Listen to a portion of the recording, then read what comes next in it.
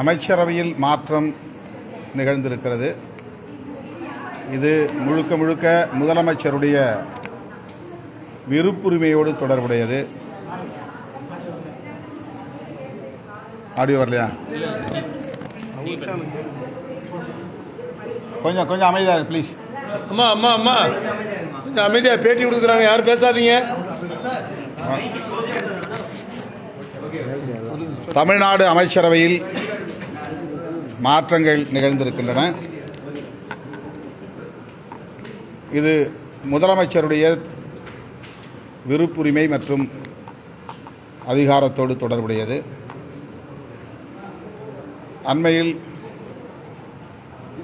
நீதிமன்றங்கள் சுட்டிக்காட்டிய சில விவகாரங்களை கருத்தில் கொண்டு நீதிமன்றத்தையும் மதிக்கக்கூடிய வகையில் முதல்வர் அவர்கள் இந்த மாற்றங்களை செய்திருக்கிறார். அதனை விடுதலை சிறுத்தைகள் கட்சி வரவேற்கிறது. அமைச்சர் பொறுப்பிலிருந்து விடுவிக்கப்பட்ட திரு மனோ தங்கராஜ் அவர்களுக்கு மீண்டும் அமைச்சர் பொறுப்பை மாண்புமிகு முதலமைச்சர் அவர்கள் வழங்க முன்வந்திருக்கிறார். கட்சி நலன், ஆட்சியின் மீதான நன்மதிப்பு, தமிழ்நாட்டு மக்களின் எதிர்பார்ப்பு ஆகியவற்றை எல்லாம் சீர்தூக்கி பார்த்து அதன் அடிப்படையில் இந்த மாற்றங்களை முதல்வர் மேற்கொண்டிருக்கிறார் என்பதை நாம் அறிவோம். அந்த வகையிலே இதனை விடுதலை சிறுத்தைகள் கட்சி வரவேற்கிறது. விஜய் 2 நாளாக கோவையில் நடக்கக்கூடிய மீட்டிங்கை பார்க்குறோம். விமான நிலையத்தில் கூட்டம், அங்கே ஏற்கக்கூடிய பாதிப்புகள், ஒரு செவிகிரி கொடுக்கக்கூடிய விஷயங்கள்லாம் பார்க்குறோம். இந்த மாதிரி பொது இடங்களில் நடக்கக்கூடிய விஷயங்களில் தவிர்க்கிறதுக்கு என்ன சார்? ஒரு அரசியல் கட்சி தலைவராக வந்திருக்காரு, அவரை பார்க்கணும் பொதுமக்கள் வராங்க, ஆனால் அது பொது இடங்களில் சேதங்கள் அதிகமாகக்கூடிய ஏற்பட்டு இதை எப்படி சார் பார்க்கணும்? நடிகர் விஜய் அவர்கள் இப்போது ஒரு கட்சியின் தலைவராக இருக்கிறார் என்றாலும் கூட அவர் இன்னும் ஒரு நடிகராகவே அவருடைய ரசிகர்களால் பார்க்கப்படுகிறார். அந்த ஆர்வ மிகுதியில் அவர்கள் முண்டியடித்து கொண்டு நிகழ்ச்சிகளில் பங்கேற்கிறார்கள். அதனால் பொதுவெளியில் சில நெருக்கடிகள் அல்லது சிக்கல்கள் எழுகின்றன என்றால் அதற்கு காவல்துறையும் பொறுப்பாக இருந்து முறைப்படுத்த கடமைப்பட்டிருக்கிறது. தலைவர் என்கிற முறையில் அவருக்கும் அதனை முறைப்படுத்துவதற்கான பொறுப்பு இருக்கிறது. காலப்போக்கில் இவையெல்லாம் சரியாகும் என்று நான் கருதுகிறேன். மக்களுக்கு நல்லது நடக்கிறது என்றால் எந்த எல்லைக்கும் செல்ல தயங்க மாட்டோம்னு விஜய் இந்த மேடையில் பேசியிருக்காரு. அதே மாதிரி தமிழக வெற்றி கழகத்தின் ஆட்சி தெளிவான உண்மையான வெளிப்படையான நிர்வாகம் செய்யக்கூடிய ஆட்சியாக அமையும் அப்படின்ற ஒரு வார்த்தையை அவர் பயன்படுத்தினார். அது அவருடைய ஆசை, அவருடைய கனவு. அதை அவர் தன் தொண்டர்களுக்கு வெளிப்படுத்துகிறார். அதில் நாம் கருத்து சொல்வதற்கு எதுவும் இல்லை. வருகிற 2026 பொறுத்தவரையில் தமிழ்நாட்டில் இன்றைக்கு கட்டுக்கோப்பாக இருந்து தேர்தலை சந்திக்கிற ஒரே அணி திராவிட முன்னேற்றக் கழகத்தின் தலைமையிலான மதசார்பற்ற முற்போக்கு அணிதான். எதிர்த்தரப்பிலே இன்னும் அணிகளே உருவாகவில்லை என்று தான் சொல்ல முடியும்.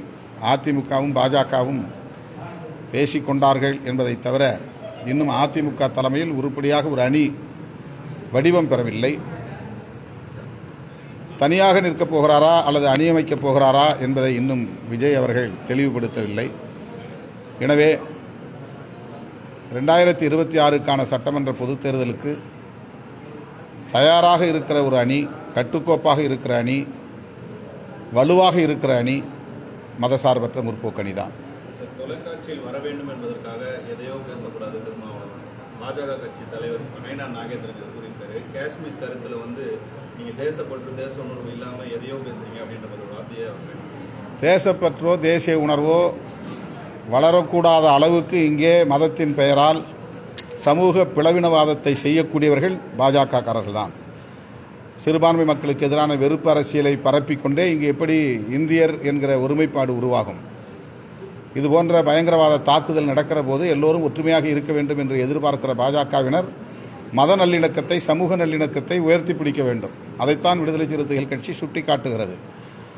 அமித்ஷா பதவி விலக வேண்டும் என்று சொன்னதும் இவர்களுக்கு ஆத்திரம் வருகிறது. திருமாவளவன் சொல்லி உடனே அவர் பதவி விலகிவிடப் போவதில்லை, அல்லது அந்த அளவுக்கான நெருக்கடியை விடுதலை சிறுத்தைகள் கட்சி தேசிய அளவிலே ஏற்படுத்தி விடப் போவதில்லை. ஆனால் ஆர்டிகிள் 370 என்கிற அந்த 370வது உறுப்பு அரசமைப்பு சட்டத்திலிருந்து நீக்கப்பட்டு விட்டால் ஜம்மு காஷ்மீர் மாநிலத்தில் இருக்கிற பயங்கரவாதத்தை அழித்துவிட முடியும் என்று பரப்புரை செய்தவர்கள் அவர்கள் நீக்கிவிட்டார்கள். ஜம்மு காஷ்மீரை இரண்டாக உடைத்து விட்டார்கள். ஜனநாயகம் அங்கே தழைத்தோங்கி இருக்கிறது, அமைதி பூத்து கிடக்கிறது என்றெல்லாம் சொன்னார்கள். ஆனால் என்ன நடந்திருக்கிறது? பயங்கரவாதத்தை இவர்களால் ஒழிக்க முடிந்ததா? 1,80,000 இராணுவ துருப்புகளை அங்கிருந்து வெளியேற்றியிருக்கிறார்கள், அல்லது வேலையிலிருந்து வெளியேற்றியிருக்கிறார்கள் என்று மேஜர் ஜெனரல் ஒருவரே குறிப்பிட்டு சொல்லியிருக்கிறார். அதற்கு என்ன இவர்கள் பதில் சொல்லப் போகிறார்கள்? ஏன் அங்கிருந்து அவர்களை வெளியேற்ற வேண்டும்? எதற்காக அந்த ஆட்குறைப்பை அவர்கள் செய்ய வேண்டும்? இந்த கேள்விகளெல்லாம் எழுகிறது. பாதுகாப்பு மற்றும் உளவுத்துறை நடவடிக்கைகள் பயங்கரவாதத்திற்கு இடம் கொடுத்து விட்டது, அது தோல்வியடைந்து விட்டது என்பதை நான் மட்டுமல்ல, பாரதிய ஜனதா கட்சியை சார்ந்த மூத்த தலைவர் சுப்பிரமணிய சாமியே சொல்லியிருக்கிறார்.